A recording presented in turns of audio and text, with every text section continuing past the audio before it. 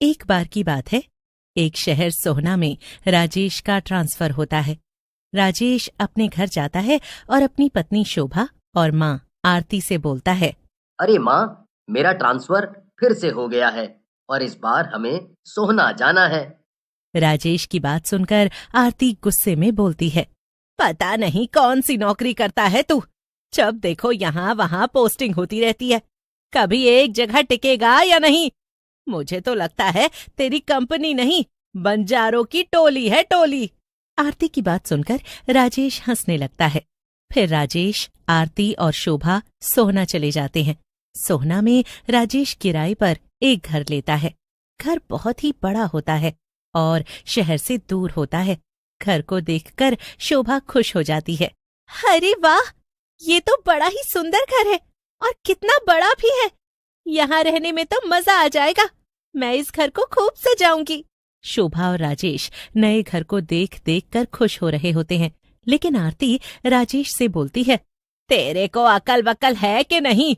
ये कहाँ जंगल में घर ले लिया? यहाँ हम रहेंगे कैसे? हैं? तू तो सुबह बाबू बनकर ऑफिस चला जाएगा, फंसेंगे तो हम दोनों। अरे माँ, तुम गुस्सा मत हो, कुछ न कुछ हो ही जाएगा, तुम चिंता मत करो। अरे घर भी तो देखो कितना बड़ा और सुंदर है। हाँ, बहू, तू हर बार इसे बचा लेती है। फिर आरती वहां से चली जाती है। कुछ दिन बीत जाते हैं। शोभा और आरती एक दिन बैठे बैठे बातें कर रहे होते हैं। माँ, आप ठीक ही कह रही थी, थोड़ी परेशानी तो है यहाँ। देखो ना, कब से एक नौकरानी भी नहीं मिल पा रही है हमें, और रात में भी यहाँ डर लगता है। बहुत ही सुनसान है ये इलाका। देखा, तुम दोनों मियाँ बीवी मेरी बात तो समझते ही नहीं हो। अरे मैंने धूप में बाल थोड़ी सफेद किए हैं। अरे इस सुनसान इलाके में कौन सी नौकरानी काम करने आएगी? उसी समय घर की घंटी बजती है। शोभा जाकर दरवाजा खोलती है तो सामने एक औरत खड़ी होती है। वो औरत शोभा से बोलती है, जी मेम साहब, मेरा नाम मुनिया है और मैं काम वाली हूँ। काम की तलाश कर रही हूँ। आपके पास कोई काम है क्या? काम वाली की बात सुनकर शोभा मन ही मन खुश हो जाती है और आरती को बुलाती है। अरे माँ जी, सुनो, देखो तो नौकरानी आई है, आकर इससे काम की बात कर लो ना। अरे रख ले पैसे पूछकर, मैं मना कर दूंगी तो क्या नहीं रखेगी तू नौकरानी? वैसे भी एक काम तेरे से ठीक से नहीं होता।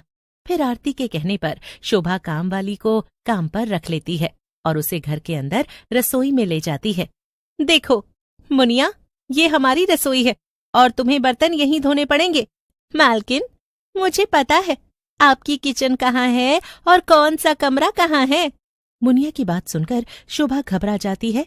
तुम्हें कैसे पता कि कौन सा कमरा कहाँ है? तुम कोई अंतर्यामी हो?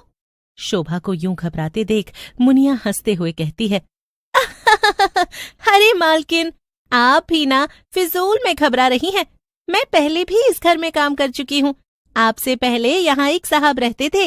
मुनिया की बात सुनकर शोभा का डर खत्म हो जाता है और वो मुनिया से कहती है, अरे मुनिया, तूने तो मुझे डरा ही दिया था।